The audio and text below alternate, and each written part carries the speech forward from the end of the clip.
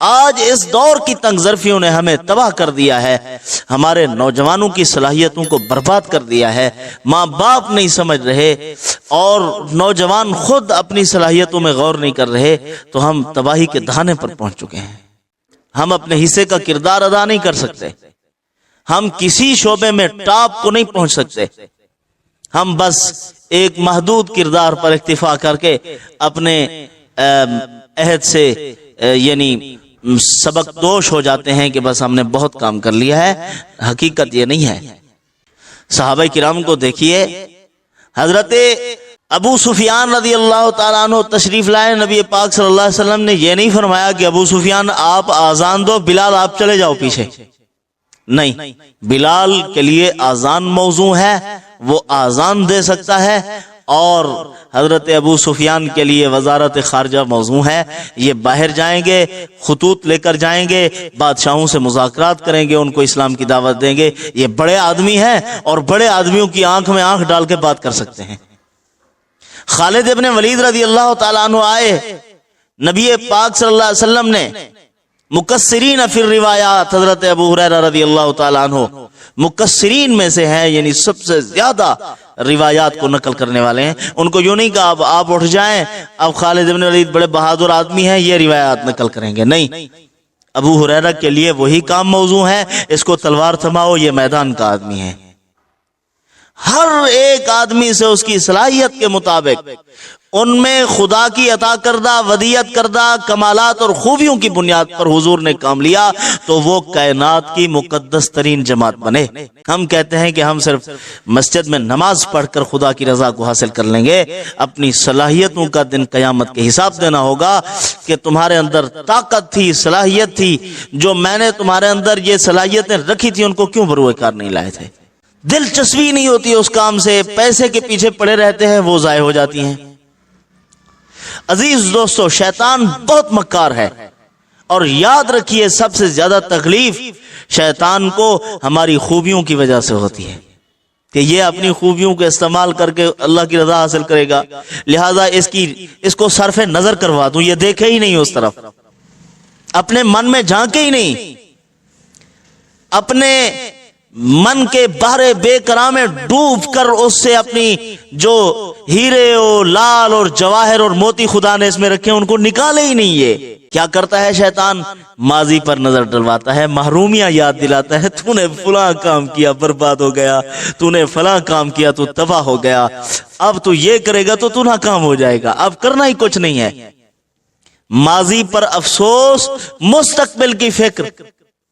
بڑے آدمیوں کو دکھلانا اور احساس کمتری کا شکار کر دینا، وہ دیکھ کہاں پہنچ گیا، تو ودی تھے، تیرا کوئی کھاتے دا کہنا ہے، تو یوں کرتا ہے شیطان،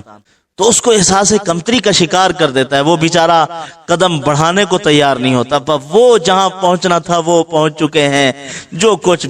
ہمارا بگڑنا تھا وہ بگڑ چکا ہے، اب سو ہم سے ہو ہی کچھ نہیں سکتا، خسران و نقصان میں ہیں ہم، خسرت دنیا والآخرہ، دنیا کا بھی نقصان، آخرت کا بھی نقصان، نہ ہم خدا کی رضا حاصل کر سکیں گے، نہ ترقی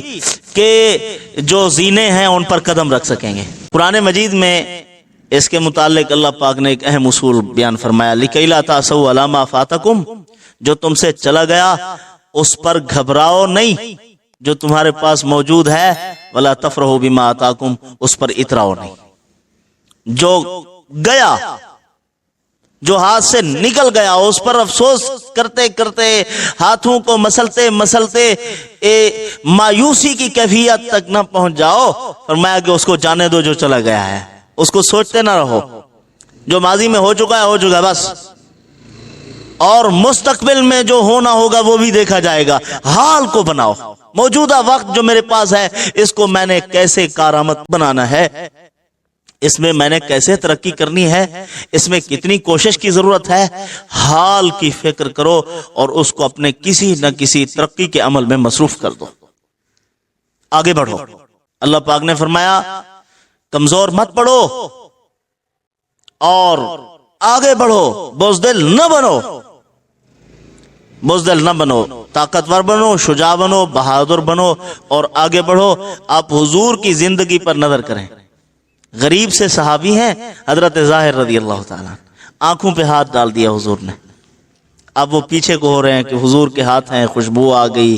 ہاتھوں کی ملائم جو تھی وہ محسوس ہونے لگی کہ یہ ریشم کے کپڑوں سے زیادہ نرم تھے حضور کے ہاتھ۔ تو حضور نے فرمایا کہ اس کو کون خریدے گا، کہ من یشتری ھذا العبد،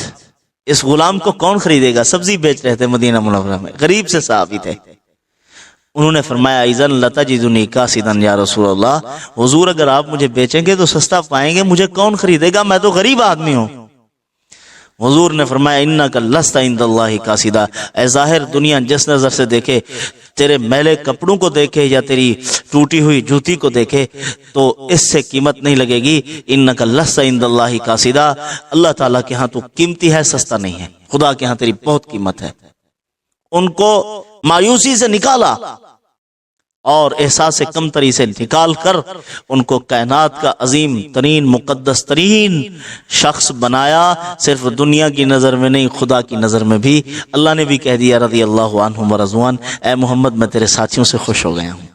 اور تو بھی سرداروں کو نہ بٹھا، انہی کو بٹھا، ان غریبوں کو، ان کو احساس کمتری کا شکار نہیں ہونے دینا۔ تو بہرحال سوچیں، آگے بڑھیں، اللہ پاک آپ کے قدم تھما دے اور آپ کی قدم قدم پر مدد فرمائے۔ کچھ نہ کچھ کرنا چاہیے۔ نوجوان بھائی جو ہیں ہمارے وہ بیکار زندگی مت گزاریں، فیس بک کے بیٹھے ہوئے ہیں، کوئی ہر وقت موبائل میں لگے ہوئے ہیں، کوئی نہ کوئی کام کرو، ٹریڈ ہی لگا لو، ٹھیلا لگاؤ فروٹ کا، کچھ نہ کچھ ہونا تو چاہیے نا ضرور۔ اللہ پاک عمل کی توفیق عطا فرمائے۔